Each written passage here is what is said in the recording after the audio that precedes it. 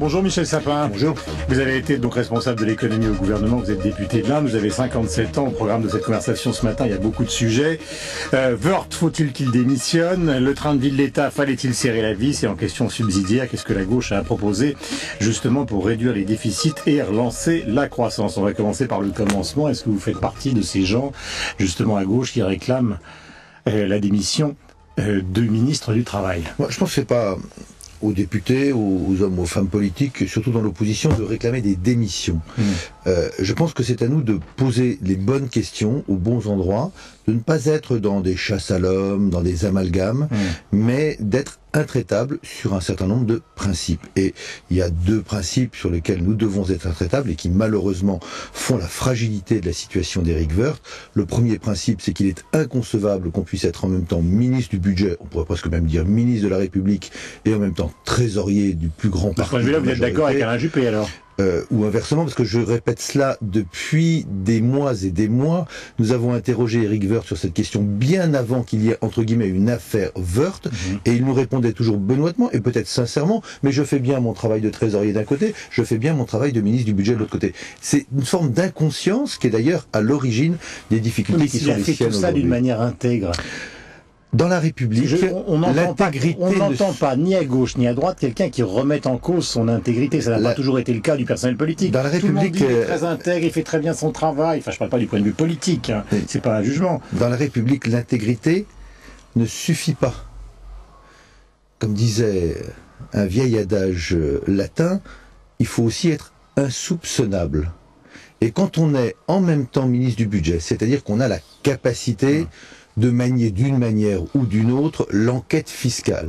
Et que de l'autre côté, on reçoit les chèques des principales fortunes de France, il y a à l'évidence une incompatibilité morale. Deuxième chose... Est-ce que la gauche, par exemple, dans ce domaine, a l'intention de créer des textes, de déposer un projet de loi Mais c'est quand même... Je trouve c'est assez fou... Non, c'est tout à fait normal. Non, mais je trouve qu'il soit assez fou qu'on se sente obligé de faire un texte de loi sur quelque chose qui me semble être du domaine du bon sens. La morale, c'est pas obéir à des lois. Il n'est pas dans une situation illégale. Il est dans une situation qui crée le conflit d'intérêts au plein sens du terme, et donc le soupçon sur son action. Donc, c'est sans le dire vraiment, parce que vous voulez avoir l'air, j'allais dire, gentil, à partir du moment où il occupe ces deux fonctions, il faut qu'il en abandonne une, donc il faut qu'il démissionne quelque part. Mais il aurait fallu que dès le départ... Je vais pas le dire, mais en fait, vous le suggérez. Pas. Non, mais ne me poussez pas de cette manière-là, ça ne servira à rien. Je répète que la responsabilité, elle est d'une part la sienne, il est face à sa conscience, et il voit bien les difficultés de la situation, elle est ensuite, et surtout, une responsabilité politique du Premier ministre qui anime l'équipe gouvernementale et du Président de la République qui nomme les ministres. Voilà, c'est tout.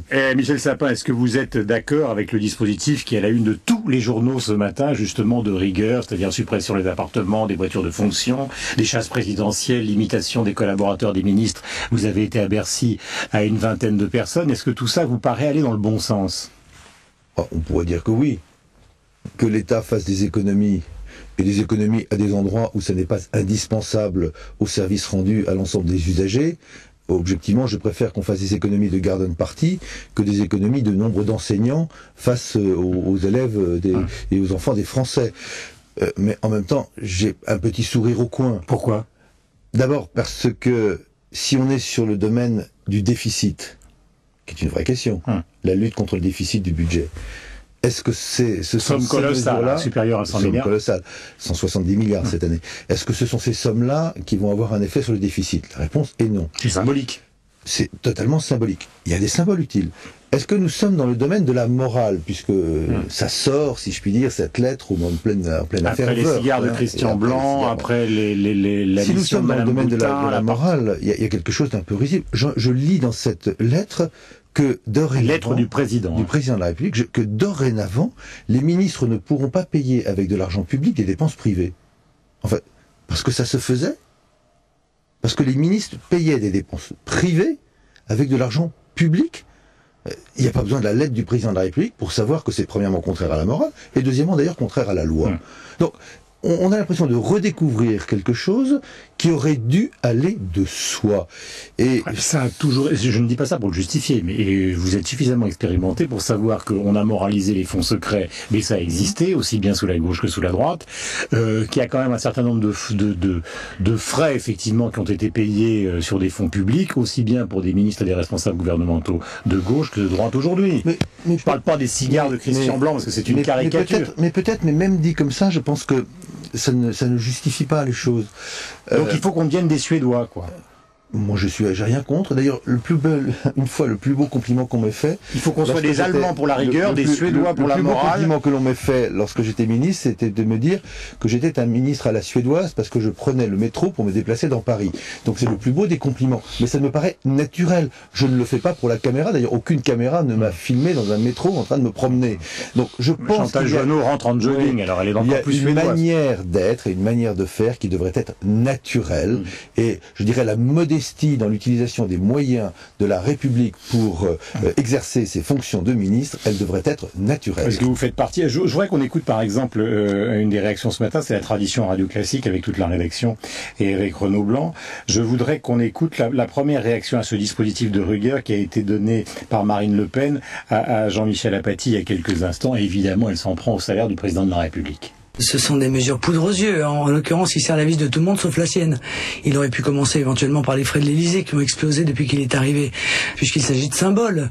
Il aurait pu également revenir sur l'augmentation de 172% qu'il s'est accordé et qui a été un des premiers gestes de sa gouvernance.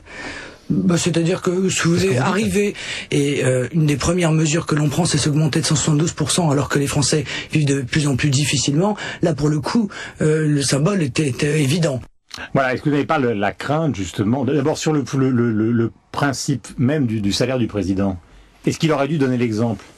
C'est-à-dire terminer la fameuse lettre envoyée à tous ces... Il a jusqu'à présent, et c'est pour ça que sa lettre n'est pas crédible, il a jusqu'à présent été exactement l'inverse.